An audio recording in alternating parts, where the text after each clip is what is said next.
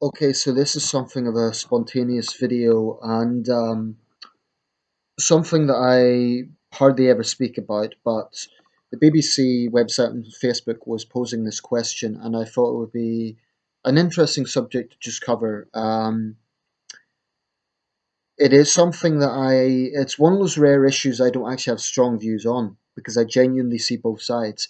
Most issues I'm quite opinionated and I tend to back one side or the other. With this, I'm certainly leaning towards more, leaning more towards one side, but I genuinely see the argument on both sides.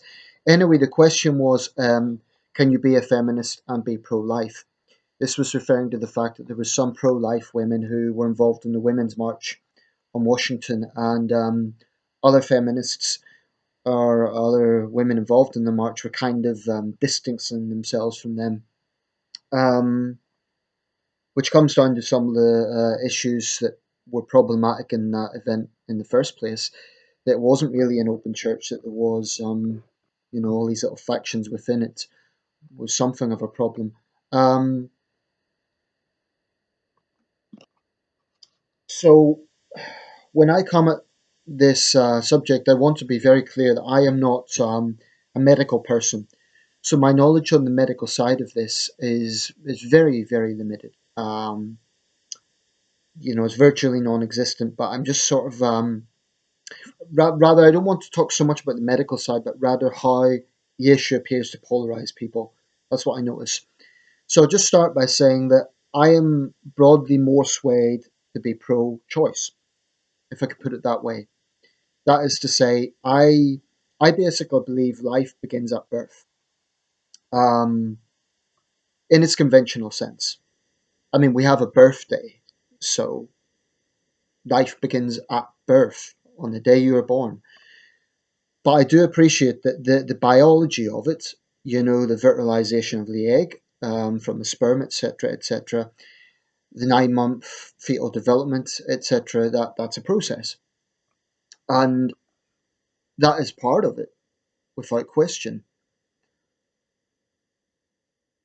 I I think the reason why I come down more on the pro choice side is because if we really take the argument of the pro life side that every abortion is murder, firstly, you'd be talking about genocide, basically, given how many abortions take place every year. And I just don't think that is a realistic argument to make, that a fetus equates to a human being in its full capacity. I will say, though, that I do find late stage abortions to be a point of that makes me uneasy.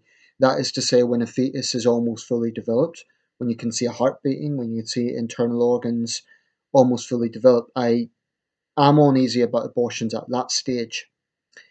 Um, I want to address a little bit the feminist argument about this, which is that it's women's bodies, therefore their right to self determination. The government should mind its own business, and everyone else should mind their own business. I sort of understand that argument. Somewhat sympathetic to it, but on that BBC question, can a woman be pro-life and call herself a feminist? If the point of feminism is that women, determine their own ideology and are self-determining, then surely it should be a broad church, and surely it should appreciate the fact that there are women who do have genuine moral objections to this. Now, the counter argument would be that if they favour legislation that bans abortion, that then is controlling those women who want to go for terminations or have to go for terminations in the case of rape or incest. Um, in the case of rape and incest, I absolutely support the right to abort because that is something no woman should be burdened with. Um, And I do think in those cases, early stage termination, I have no moral objections to that whatsoever because an early stage termination, when the fetus is barely developed, I have no moral objections to that. Where I do find it uneasy is late stage development, and I do take issue, or I do have concerns, if I could put it that way, about a woman who knows she's pregnant but only chooses to terminate at the last minute. Now, I have a lot less sympathy. in that situation, and I'm talking about a situation that hasn't been rape or incest, than someone who has been a victim of rape or incest and they have an immediate termination, understandably, because they don't want the legacy of that awful act, to burden them. Um, so I think we talk about pro life and pro choice, it isn't black and white. And the stage of abortion is a very important issue to me. What stage the fetus is aborted. Like I say, I am uneasy about late stage abortion, say 8 months or even close to birth.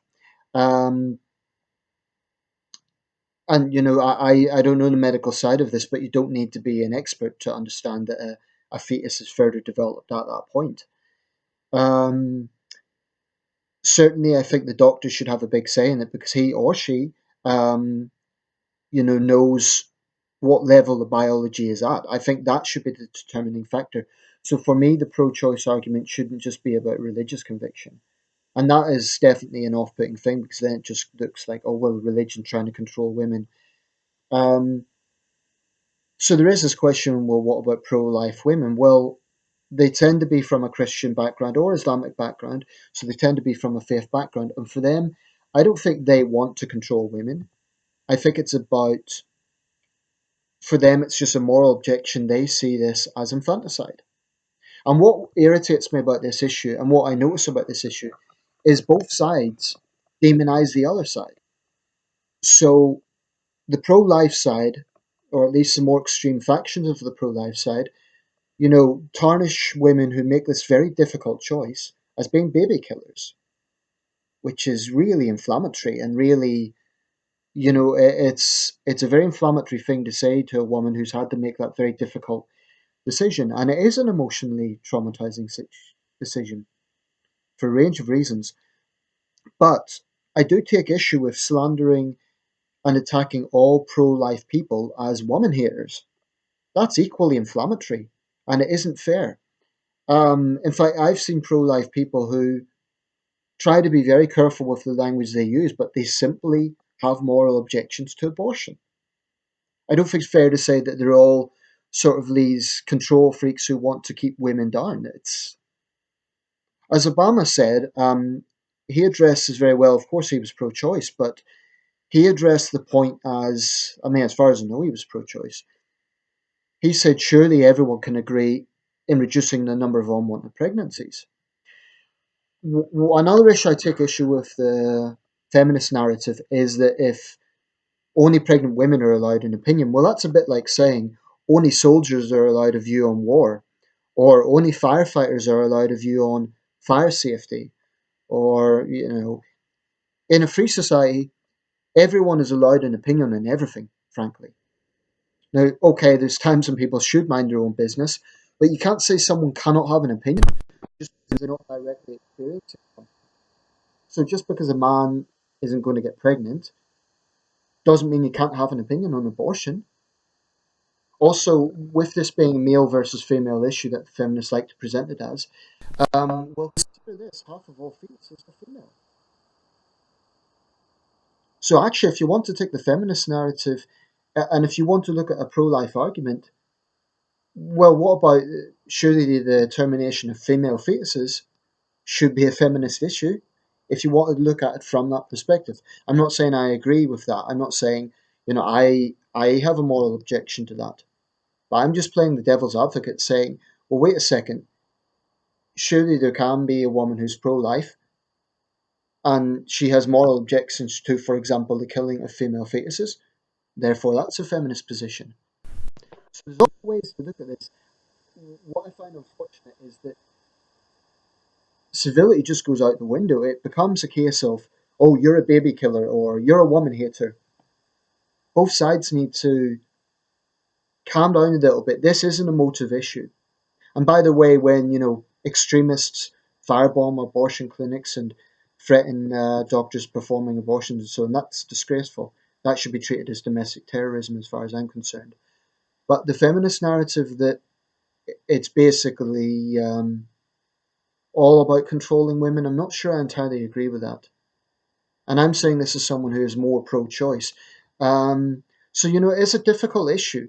All I would say is people need to respectfully listen to each other's arguments, because I don't think there's going to be a solution just by yelling at each other. Certainly, the pro life side needs to understand the arguments of the pro choice side, because it's not a case that these women just do it for fun. And there's a real hard decisions involved in this. And if a woman's been raped, expecting her to bring up the child, the would be child of her rapist, I think that's outrageous. Um, but I also detest the way the other side says anyone who doesn't agree with them is a woman hater or a misogynist or someone who wants to control women. There needs to be respect on both sides because this is such an emotive subject. I mean, people can have strong views, but it's not fair to generalize either side one way or the other. So, not all pro life people are woman haters. Indeed, many of them are women. And not all pro choice people are baby killers. Well, they're not at all, in my opinion. There just needs to be some common ground. For example, I think both sides can agree on the reducing the number of unwanted pregnancies, as an example.